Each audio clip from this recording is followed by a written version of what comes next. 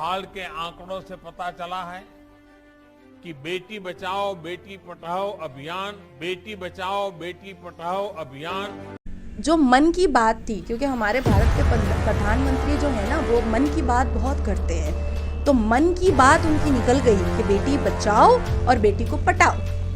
तो ये एक ट्रेंड बन गया है। कुछ साल पहले हमने देखा था कि भारतीय जनता पार्टी का कोई और बंगाल का नेता था, वो मालिश करते हुए देखा गया था, उसका बहुत फोटो वायरल हुआ था। तृणमूल कांग्रेस पार्टी में एक चीज़ बहुत अच्छी दिखाई देती है कि ये लोग बेटी पटाओ नहीं करते हैं। तो ये एक चीज़ बहुत पॉजिटिव दिखाई देता है कि ये लोग बेटी पटाने का काम नहीं करते हैं। एक्चुअली में भारतीय जनता पार्टी में बेटी पटाओ ही हो।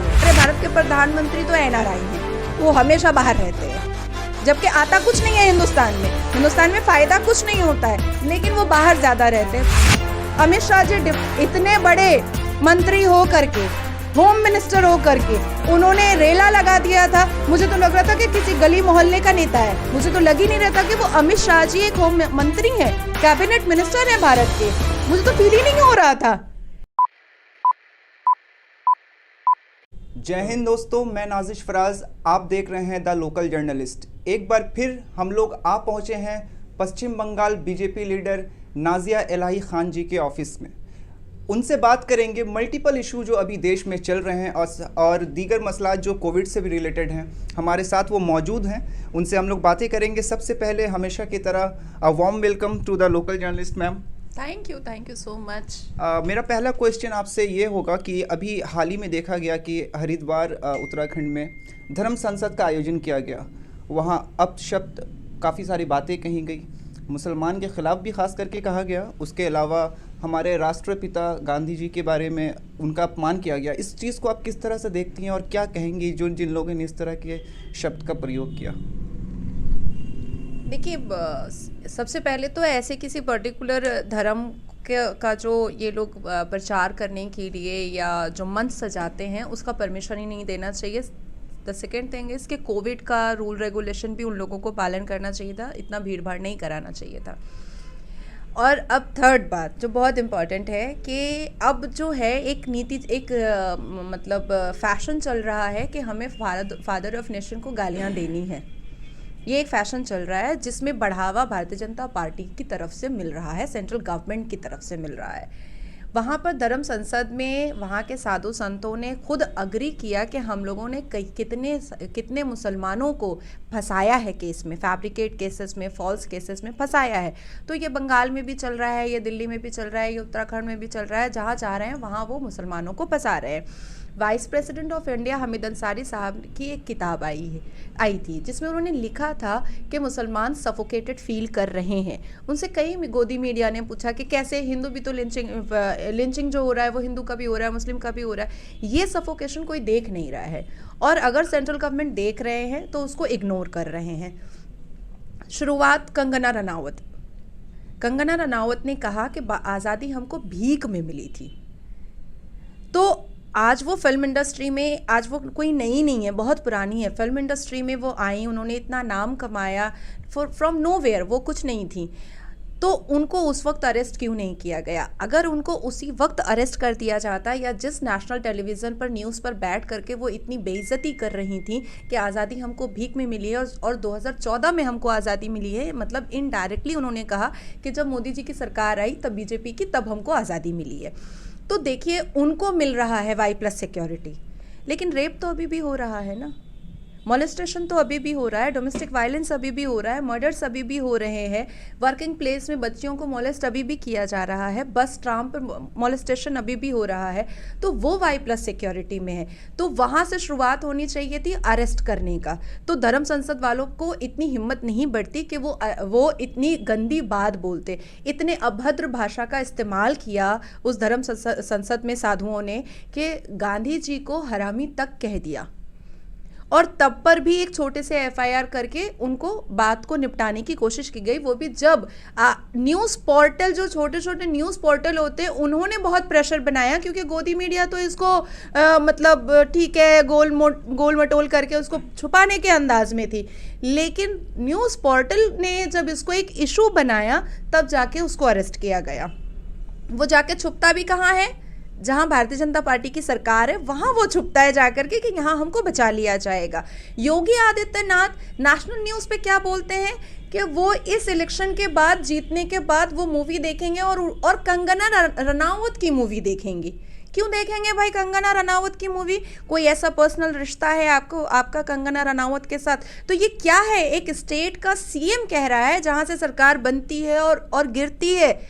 उत्तर प्रदेश बहुत मान्यता रखता है, उत्तर प्रदेश के हर एक इलेक्शन बहुत मान्यता रखते हैं पूरे हिंदुस्तान के फैसले के लिए, और वहाँ का सीएम कहता है कि हम कंगना रनावत की मूवी देखेंगे, जो कंगना रनावत कुछ ही दिन पहले उन्होंने कहा कि आज़ादी भीख में मिली है। तो ये बढ़ावा देना हो रहा है ना। तो कहीं ना कहीं भारतीय जनता पार्टी ने अपने आर्मीज छोड़ रखे हैं कि वो नेहरू जी को गाली दो, गांधी जी को गाली दो, तुम भगत सिंह को गाली दो, ये वो कर रहे हैं और इसको रोकथाम करने के लिए कोई सामने नहीं आ रहा है, क्योंकि वो करवा रहे हैं तो वो तो रोकेंगे नहीं। तो मैं तो बहुत ही शेम फील कर रही हूँ कि मैं भी इस पार्टी का एक पार्ट हूँ।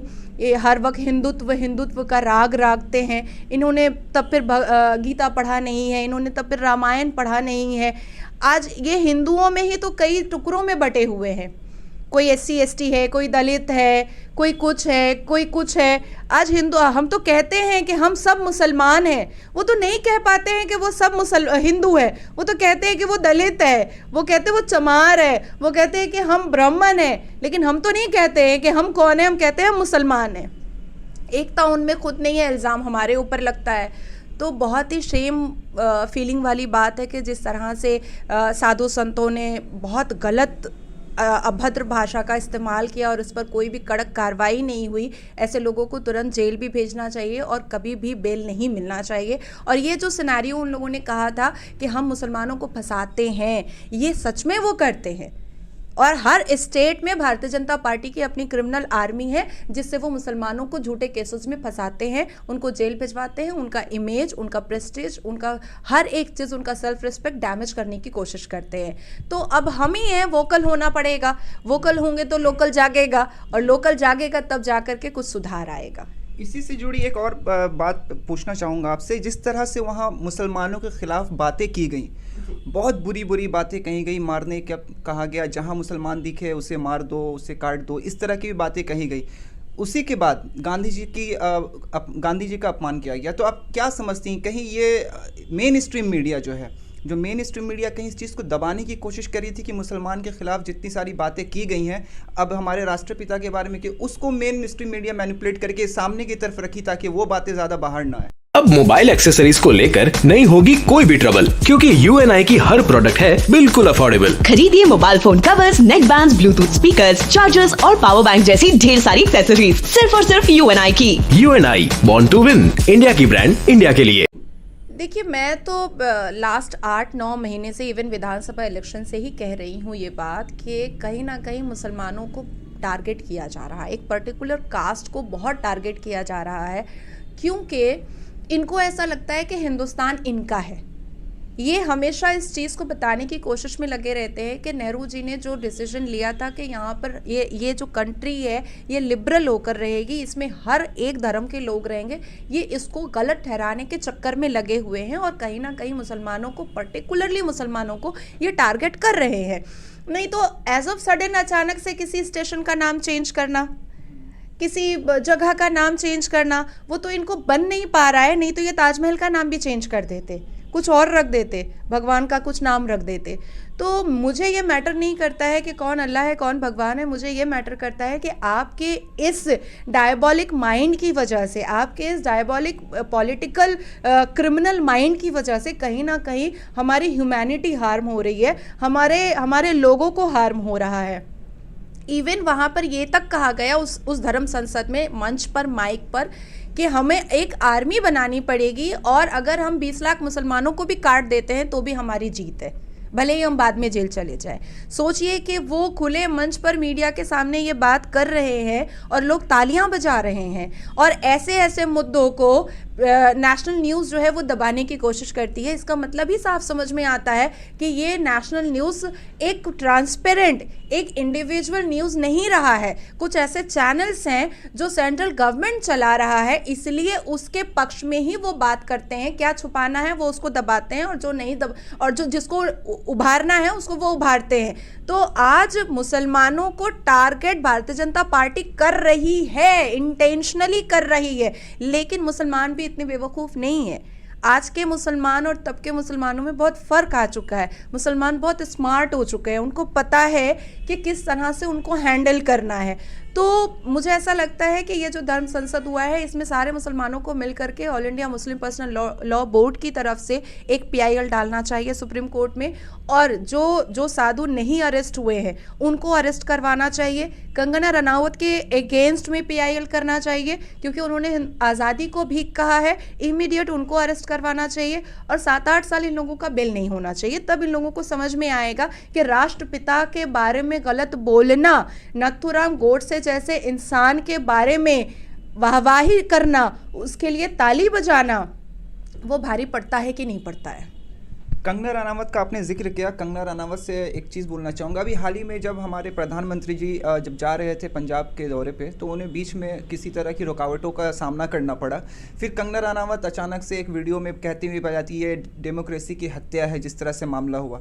लेकिन वही कंगना रनावत जब किसानों के ऊपर गाड़ी चढ़ा दी गई थी, तब वो सामने आकर के ये बात नहीं कह रही थी कि डेमोक्रेसी की हत्या हो रही है। इसको आप किस तरह से देखती हैं?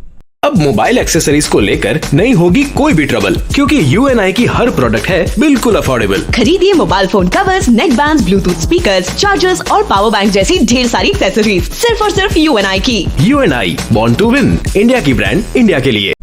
देखिए, कंगना रनावत जो है ना, वो बायस्ड है। उनको Y+ सिक्योरिटी मिली है। वो सोच रही हैं कि वो अगर सेफ़ है तो पूरी दुनिया सेफ़ है।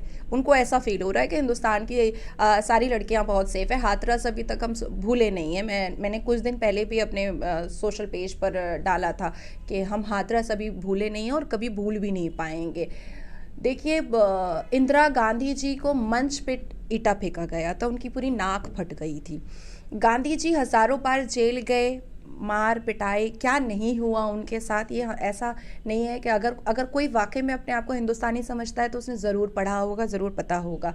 नेहरू जी बहुत कुछ देखे, भगत सिंह जी बहुत कुछ देखे, आप बिनोय बादल दिनेश जिसके बारे में कोई बात नहीं करता है, हमारे बंगाल में BBD बाग उनके नाम पर ही रखा गया, उन्होंने बहुत कुछ देखा। तो आज मुझे समझ नहीं आ रहा है कि ये कैसे 56 इंच वाले प्राइम मिनिस्टर है जो कहते हैं कि 56 इंच का सीना है। 15 मिनट आप अपनी ही जनता के बीच में खड़े हुए और आपकी जान खतरे में आ गई। ऐसा कैसे हो सकता है? आपका तो 56 इंच का सीना है, आप तो बहुत स्ट्रांग हैं, आप तो जनता को बचाने आए हैं, आप तो जनता को सिक्योरिटी देने आए हैं, आप तो जनता को सेव करने आए हैं। और जितना उस न्यूज़ का विजुअल देखिएगा तो वो भारतीय जनता पार्टी के लोग ही थे जो नारा लगा रहे थे। जय श्री राम का नारा लग रहा था, भारत के प्रधानमंत्री की जय हो, भारतीय जनता पार्टी का झंडा था। तो अब ये बताना तो भारत के प्रधानमंत्री को पड़ेगा कि वो इंडिविजुअली, वो सिर्फ एक पार्टी के नेता हैं या वो भारत के प्रधानमंत्री हैं। अगर वो एक पार्टी के नेता हैं तो उन्होंने अपने ही झंडे को देख करके खतरा कैसे महसूस कर लिया, और अगर वो भारत के प्रधानमंत्री हैं तो उनसे कोई भी पार्टी का आदमी अगर रोड पर मिलने आया तो इतनी सिक्योरिटी के साथ भी वो इतना डरा हुआ महसूस कैसे किए। ये दोनों बातें उनको क्लियर करनी पड़ेगी, क्योंकि जनता बहुत परेशान है। आप भारतीय जनता पार्टी के एक नेता थे, आप कहीं के CM थे, आपको आपकी पार्टी ने प्रधानमंत्री बनाया, पर आप सिर्फ एक पार्टी के नेता ही होकर रह गए हैं। आप कभी दूसरी पार्टी के किसी प्रोग्राम को अटेंड नहीं करते हैं। आपका जहां इलेक्शन होता है, जिस स्टेट में भी इलेक्शन होता है, आप अपनी पार्टी का 20-20 रैली करते हैं गली मोहल्ले के नेताओं की तरह। पश्चिम बंगाल में जब लोकसभा इलेक्शन हुआ और विधानसभा इलेक्शन हुआ, 20-25 बार उन्होंने रेला मार दिया। अमित शाह जी इतने बड़े मंत्री हो करके, होम मिनिस्टर हो करके उन्होंने रेला लगा दिया था। मुझे तो लग रहा था कि किसी गली मोहल्ले का नेता है, मुझे तो लग ही नहीं रहा था कि वो अमित शाह जी एक होम मंत्री हैं, कैबिनेट मिनिस्टर हैं भारत के। मुझे तो फील ही नहीं हो रहा था। मुझे ऐसा फील होता है कि अभी पश्चिम बंगाल में या दिल्ली में सीएम भी मुझे नहीं लगता है कि इतना गलियों में घूमता होगा जितना अमित शाह जी और मोदी जी घूम रहे थे। और ये कैसे प्रधानमंत्री हैं जो अपनी जनता से ही डरते हैं? ये कैसे प्रधानमंत्री हैं? मुझे तो समझ में नहीं आता है। तो ये जो 2 सवाल है ये तो मैं हर जगह ही कर रही हूँ, हर लोगों से किसी भी सेमिनार में मैं जाती हूँ तो ये बात ज़रूर उठती है कि उन्होंने ट्वीट किया कि जान बचा के जा रहा हूँ। तो भारत में आप एक नए अकेले इकलौते प्रधानमंत्री नहीं है। इससे पहले भी बहुत सारे प्रधानमंत्री आए हैं जो जनता के भीड़ में गए हैं, जनता के बीच में गए हैं और बहुत कुछ उन लोगों के साथ हुआ है, पर वो तो ऐसा नहीं बोलते हैं। हमारे भारत के प्रधानमंत्री तो एनआरआई हैं, वो हमेशा बाहर रहते हैं, जबकि आता कुछ नहीं है हिंदुस्तान में फ़ायदा कुछ नहीं होता है, लेकिन वो बाहर ज़्यादा रहते हैं। तो वो तो बाहर भी देख रहे हैं कि लोकल लोगों से वहाँ के प्रेसिडेंट मिलते हैं, हाथ मिलाते हैं, तो वो तो डरा हुआ महसूस नहीं करते, वो तो ट्वीट नहीं करते कि जान बचा के जा रहा हूँ। तो मुझे ऐसा लग रहा है कि पार्ट ऑफ जोक है एक भारत के प्रधानमंत्री को इतना जोक टाइप का बात नहीं करना चाहिए था। जब बात मोदी जी की हो ही रही है तो अभी हाल ही में मोदी जी काफ़ी, ऐसे तो हमेशा ही ट्रेंडिंग पे रहते हैं, लेकिन अभी हाल ही में 2 घटनाएं ऐसी घटी उनके साथ जो वो ज़्यादा ट्रेंड हो गए हैं। एक उनका ही खुद का जो एक स्लोगन है, बेटी बचाओ बेटी पढ़ाओ, ये स्लोगन अभी उन्होंने जस्ट चेंज किया है या स्लिप ऑफ टंग होता है। तो इस बारे में आप क्या कहेंगी? आप टेली प्रॉम्प्टर वाले मामले से रिलेटेड आप क्या कहेंगी? और साथ में वो जो अभी रिसेंट में ही हुआ बेटी बचाओ और बेटी पढ़ाओ का स्लोगन उन्होंने बिट चेंज किया है, बेटी पटाओ कर दिया है, तो इससे रिलेटेड आप क्या कहना चाहेंगे? देखिए, टेली प्रॉम्प्टर के बारे में मैं कहूँगी, देखिए भारतीय जनता पार्टी के तमाम लीडर्स को फ्रीडम फाइटर्स से, नेशन से, भारत की प्रतिष्ठा से, नीतियों से बहुत नफरत है। जब वो अपने साधु संतों को और कंगना रनावत जैसे लोगों को मोहरा बना करके हर एक को गाली दिलवा रहे हैं, तो उनके लिए ये सब बहुत छोटी सी चीज़ है। अब आपका सेकंड सवाल दे देती हूँ कि एक्चुअली में भारतीय जनता पार्टी में बेटी पटाओ ही हो रहा है। कैलाश विजयवर्गीय जी रेप के केस में इन्वॉल्व हैं। हर रोज़ हम किसी ना किसी नेता के बारे में सुनते हैं कि वो उस लड़की के साथ ऐसा हो रहा है, उस लड़की के साथ ऐसा हो रहा है। तो ये एक ट्रेंड बन गया है। कुछ साल पहले हमने देखा था कि भारतीय जनता पार्टी का कोई और बंगाल का नेता था, वो मालिश करते हुए देखा गया था, उसका बहुत फ़ोटो वायरल हुआ था, मुझे नाम नहीं याद आ रहा है। तो ये एक्चुअली में ये जो पार्टी ऑफिस खुला है और यहाँ जो महिलाएं आती हैं काम करने के लिए, इनको लो भी यही दिया जाता है और ठोंगा खोला भी जाता है।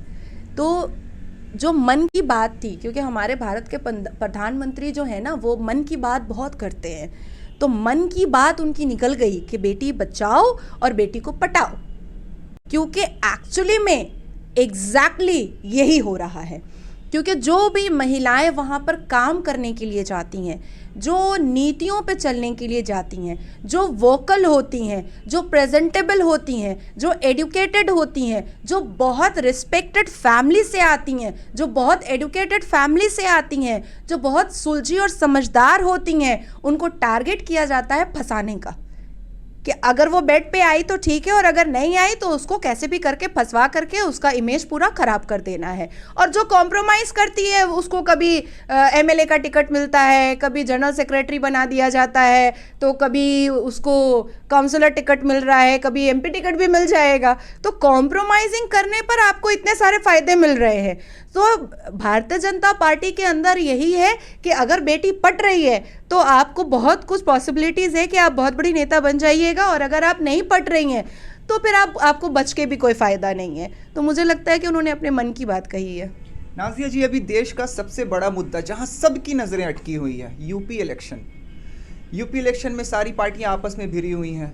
एक तरफ योगी आदित्यनाथ जी हैं और दूसरी तरफ अखिलेश यादव जी हैं, और बीच में अभी भीम आर्मी चंद्रशेखर आज़ाद जी भी वहाँ से गोरखपुर से चुनाव लड़ रहे हैं। इन चीज़ों को आप क्या देखती हैं? यूपी इलेक्शन आपको क्या लगता है किस तरफ जाने वाला है? देखिए, यूपी इलेक्शन में मैंने पहले भी कहा कि हम लोग पहले बचपन में जब इलेक्शन होता था ना, तो उसको फेस्टिवल की तरह देखते थे कि अरे इलेक्शन हो रहा है, बहुत अच्छा एक इन्वायरमेंट, एक एम्बियंस बहुत अच्छा हो जाता था, पॉजिटिव वाइब्स आते थे। लेकिन अब जो इलेक्शन होता है ना, वो हिंदू मुस्लिम का राइट होता है, जैसे ऐसा फील होता है हम लोगों को कि वो हिंदुओं को गाली दे रहा है, वो मुसलमान को गाली दे रहा है, वो मुसलमानों के बारे में बोल रहा है, वो हिंदू के बारे में बोल रहा है, जो नहीं होना चाहिए। कॉन्स्टिट्यूशन को मानना चाहिए। पर मुझे ऐसा लगता है कि अगर उत्तर प्रदेश के मुसलमानों को ऐसा लगता है कि वो खुली हवा में सांस लें, उत्तर प्रदेश के हिंदुओं को ऐसा लगता है कि उन्हें धर्म से ना देखा जाए या बांटा जाए। उत्तर प्रदेश में कई ऐसे गांव हैं जहां दलित रहते हैं, जहां पर हिंदू ब्राह्मण नहीं जाते हैं। उत्तर प्रदेश में कई ऐसे गांव हैं जहां डोम रहते हैं, जहां पर हिंदू ब्राह्मण एंटर नहीं करते हैं, या दलित के घर की बेटी ब्याह करके ब्राह्मण के घर में नहीं आ सकती है। तो ये पार्शियलिटी जो हो रही है, इसको कहीं ना कहीं ठीक अगर करना है तो मुझे लगता है कि सीधा और सीधा आप अखिलेश जी को वोट दें, क्योंकि कहीं ना तो बैलेंस आपके हिसाब से आपको क्या लगता है, इस बार बीजेपी आएगी या अखिलेश यादव जी इस बार? देखिए, मैं तो दिन रात दुआ करती हूँ कि जितने भी स्टेट में भारतीय जनता पार्टी है वहाँ हार जाए। मैं दिन रात यही दुआ करती हूँ। हाँ, 2-4 हर जगह रहना चाहिए, क्योंकि सब चले जाएंगे तो फिर हम कोसेंगे किसको। अभी सीएम ममता बनर्जी भी 8 फरवरी को वहां जाने वाली हैं अखिलेश यादव के सपोर्ट में, उनके कैंपेन के लिए। इस चीज़ को आप किस तरह? Good step, very good step, very positive step. और क्योंकि श्रीमती ममता बनर्जी इस कोशिश में लगी हुई हैं कि वो अपनी पार्टी को एक नेशनल पार्टी की तरह उभार करके लेकर के आए, तो नेशनल पार्टी बनाने के लिए उनको बहुत सारे लोगों से मिलना होगा, नए लोगों को लाना पड़ेगा, नए वोकल लोगों को सामने लाना पड़ेगा, क्योंकि जो टीम उनकी यहाँ पर है वो यहाँ के लिए ही ठीक है, वो यहाँ पर काम कर रही है। अब ये उठ करके तो पूरे देश को नहीं देख सकते हैं। और मुझे श्रीमती ममता बनर्जी पे पूरा भरोसा है कि उनके अंदर ये क्रेडिबिलिटी है कि वो अपनी पार्टी को वो नेशनल पार्टी बना लेंगी। मे बी 2024 तक नहीं हो पाएगा, लेकिन आने वाले 2029 में एक बड़ा चैलेंज भारतीय जनता पार्टी के लिए वो जरूर दिखाई देंगी। ये सिर्फ उनकी क्रेडिबिलिटी है, सिर्फ और सिर्फ श्रीमती ममता बनर्जी की। मैं इसमें किसी को भी पार्टिसिपेट नहीं कर रही हूँ। वेल, जब बात बंगाल की हो रही है तो बंगाल से जुड़ी हुई बातें आपसे एक सवाल मैं करना चाहूँगा। अभी हाल ही में टीएमसी के मुख्य सचिव अभिषेक बनर्जी और कल्याण बनर्जी एमपी जो श्रीरामपुर से हैं, इनके बीच में एक क्लैश सा दिखाई दिया। इस बारे में आप क्या कहना चाहेंगे? देखिए, कल्याण बनर्जी जी बहुत ही काबिल, रिनाउंड और बहुत ही इंटेलिजेंट एडवोकेट है। Not even only in high court, वो सुप्रीम कोर्ट में भी बहुत ही वोकल एडवोकेट है। तो और नेता भी बहुत पुराने हैं। अभिषेक बनर्जी तो अभी बहुत यंग है, अभी उनका प्रैक्टिकल एक्सपीरियंस उतना पॉलिटिक्स में नहीं है जितना कल्याण बनर्जी जी का है। तो मुझे ऐसा लगता है जितनी मुझे बातों के बारे में पता चला और जितना मैं कल्याण बनर्जी जी को जानती हूँ, उनके एडुकेशन को जानती हूँ, उस हिसाब से मुझे ऐसा लग रहा है कि कल्याण बनर्जी जी कहीं ना कहीं सही हैं।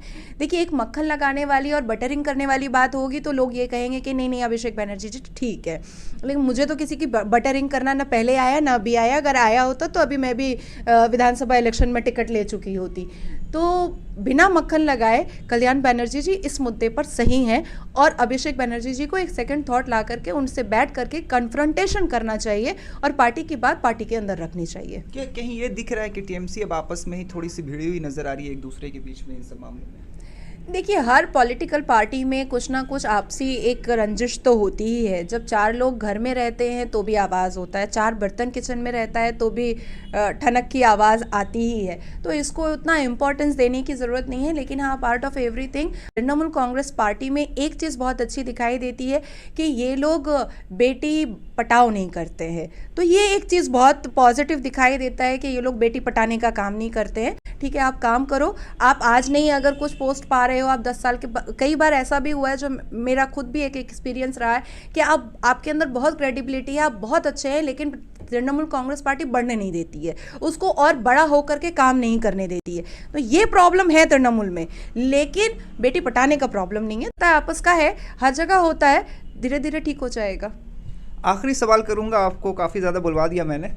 आखिरी सवाल ये, अभी हाल ही में देखा गया, ये आपसे रिलेटेड क्वेश्चन है, नाज़िया इलाही खान जी को एक रिनाउंड सोशल एक्टिविस्ट के तौर पे देखा गया। जैसा आपने कहा था कि आप मुझे एक सोशल एक्टिविस्ट के तौर पे देखेंगे, आपने रिसेंट में ही काफ़ी सारे काम किए, उसके बारे में आप थोड़ा बताएं। देखिए, मैं तो आज से सोशल कर नहीं रही हूँ। मैं फिर कहूँगी कि नाज़िया इलाही खान कोई नया नाम नहीं है। 14-15 साल मुझे पॉलिटिक्स करते हो गया। फरवरी में मैं 35 साल की माशाल्लाह हो जाऊँगी। माशाल्लाह 14 साल के बेटे की माँ हूँ मैं। तो सोशल वर्क मेरा एक समझिए कि एक बैकबोन है। मैं हमेशा से एक बहुत अच्छी फिलेंथ्रोपिस्ट ही बनना चाहती हूँ। कहीं ना कहीं भारतीय जनता पार्टी में आने के बाद ना ये सोशल करते हैं ना करने देते हैं। तो और इतना ज़्यादा प्रेशर होता था काम का, मीटिंग्स का, एक एक दिन में 8-8, 9-9 मीटिंग, तो मैं सोशल वर्क पे उतना ध्यान नहीं दे पाती थी। पर मुझे खुद में फील हुआ कि आज हमारे कुरान और हदीस में है कि अगर आपको अल्लाह दे रहा है तो आपको देखना है लोगों को। तो मुझे अब फिर से ये फीलिंग आई है कि मुझे करना है। तो अभी मैं कहीं भी जाऊं, किसी भी पोस्ट पे, किसी भी पोजीशन पर, किसी भी पार्टी में या किसी भी जगह में पहुंच जाऊं, चांद पे भी पहुंच जाऊं, तो भी मैं उनका साथ नहीं छोड़ूंगी जो मेरे बुरे वक्त पे भी मुझे बहुत अप्रिशिएट करते हैं, मुझे बहुत इज्जत देते हैं और जिनको एक्चुअली में मेरी ज़रूरत है। देखिए, अच्छा वक्त जब आता है तो आपके घर पे खाने के लिए सब कोई चले आएंगे, लेकिन बुरा वक्त जब आता है तो सब पीछे हट जाते हैं, कोई आपकी खैरियत पूछने वाला नहीं होता है। तो मैं हर उन लोगों के बुरे वक्त की साथी बनना चाहती हूँ जिनको सच में मेरी ज़रूरत है। शायद अल्लाह ने मुझे इसलिए ही अता किया है थोड़े बहुत जो भी मेरे पास है कि मैं उनको भी उसमें पार्टिसिपेट कर सकूँ, मैं उसमें उनको जोड़ सकूँ। तो मुझे ऐसा लगता है कि आज अगर मेरे पास 4 रोटियां अल्लाह ने अता की हैं तो मैं उसमें 3 रोटियां उनको खिलाऊं जो नहीं खा पा रहे हैं। तो मेरी कोशिश यही रह रही है कि मैं अच्छा से अच्छा, बेटर से बेटर काम करूं और उन लोगों के पास जाऊं जिनके पास कोई नहीं जा पा रहा है। दीदी ने कहने को कह दिया कि वो वेस्ट बंगाल को लंदन बनाएंगी, पर कहीं से लंदन नहीं दिखाई दे रहा है। भारतीय जनता पार्टी ने कह दिया कि हम मॉडल ही चेंज कर देंगे। ये डबल इंजन की पार्टी है, ये मॉडल चेंज करना तो बहुत दूर की बात है। 18 MPs है, आज तक हम लोगों ने नहीं देखा कि जनता के लिए इन्होंने कोई काम किया होगा।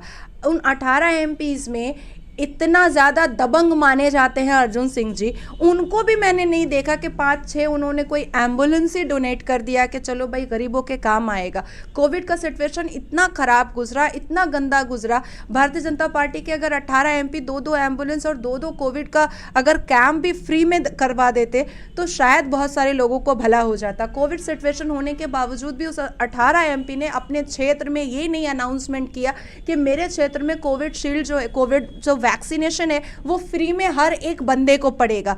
एटलीस्ट थोड़ी सी तो उन लोगों को राहत मिल जाती। तो कोई काम ही नहीं हो रहा है। आज चेयर मिलता है इंसान को, पोस्ट पोजीशन मिलता है, आपको सिक्योरिटी मिलती है आपके सेफ्टी के लिए, तो जनता की वजह से मिल रही है ना। आप जनता के लिए ही काम नहीं कर रहे हो तो फिर ऐसी सिक्योरिटी का क्या मतलब उठता है।